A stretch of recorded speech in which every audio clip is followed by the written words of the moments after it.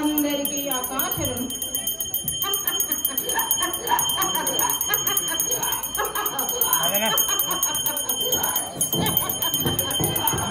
మీ యొక్క ఆశీర్వాదంతో దేవాలయ పూజా కార్యక్రమాలను సంతోషంగా చూద్దామని అనుకుంటున్నాం. అలా మీరు ఎలా చెప్పండి?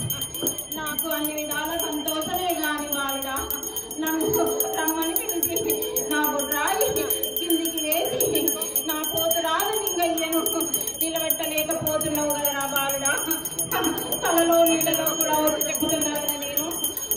అదే ప్రయత్నంలో ఉన్నామా. శివాలయం నిర్మాణం కొద్దిగా ఆగింది కాబట్టి అదొక శివాలయం నిర్మాణం చేసి 2 కార్యక్రమాలు ఒకటేసారి చేయాలనే సంకల్పంతో ఉన్నామమ్మా. దానికి మీరు నాకు బలాన్ని మరియు సాయాన్ని కూడా అందించేసి నాకు శక్తిని ప్రసాదించాల్సి కోరుతున్నాను. నేను ఆపుకుంటూ వస్తున్నానంటే ఆడపిల్ల వచ్చిన తర్వాత ఎక్కడ ఉంటుందని మీకు తెలియదా?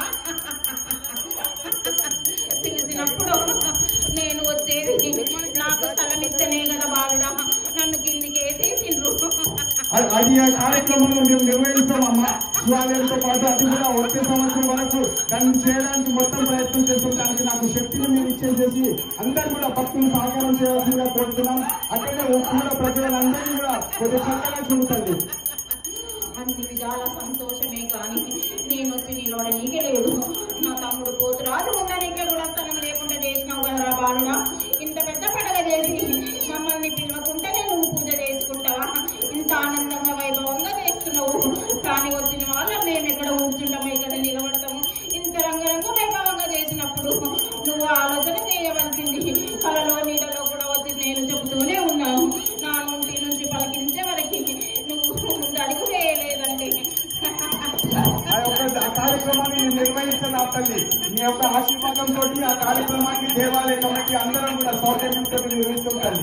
మీకు సంతోషం సరికూర్చుతాను. నేను గడ్డ మీద ఉన్నా కాబట్టి నా ప్రజలందరినీ కాపాడుకుంటూ వస్తున్నా. నన్ను ఎట్లయితే పూజలు చేస్తున్నారో అట్లా నేను ఆనందంగా మిమ్మల్ని ఉంచుతా. కానీ మీరు చేసుకుంటున్న పాపాలకి మీకు తప్పదు బాలుడా శిక్ష. ఎవరేమి అన్నా ఎవరు ఏమి చేసినా గాని ఆలోచన చేయకుండా ముందుకు వెళ్ళి అడిగేసేటట్టు నేను మీకు ఆజ్ఞనిస్తున్నా. నన్ను నమ్ముకున్న వాళ్ళకి ఎవరికి నేను బొమ్ము చేయను బాలుడా. ధన్యవాదాలు. మీ యొక్క ఆశీర్వాదంతో మీరు చెప్పిన ఆ 2 కార్యాలను నిర్వహించడానికి మొత్తం శక్తి యుక్తిని ఒడికి ఆ కార్యక్రమాన్ని నిర్వహించడం తల్లి. మీ యొక్క ఆశీర్వాదం నాకు ఉండేసి మా దేవాలయ కమిటీ సభ్యులకు అందరికీ కూడా ఉంటే ఆ యొక్క కార్యక్రమాన్ని నేను నిర్వహించడం తల్లి. నేను శాంతి పరిచేసి మీకు ఆనందమైన పండుగని ఇంకా వైభవంగా నిర్వహించడం తల్లి. నాకు రాయి పూజ కావాలి బాగా చేసి నాకు పప్పు బెల్లాలతో నైవేద్యం పెట్టి ఇంటిల్లి పాది శాఖలందించి గడప నుంచి ఎవరికి ఎలాంటి రోగాలు రాకుండా చూసుకుంటాం. రాబోయే కాలం చాలా దండుగా ఉంటుంది రా బాలుడా. రోగాలు నష్టులు నిండుగా ఉన్నాయి. అవి పారదోలాలంటే నా గంగమ్మ వచ్చి కొట్టుకపోతుంది రా బాలుడా.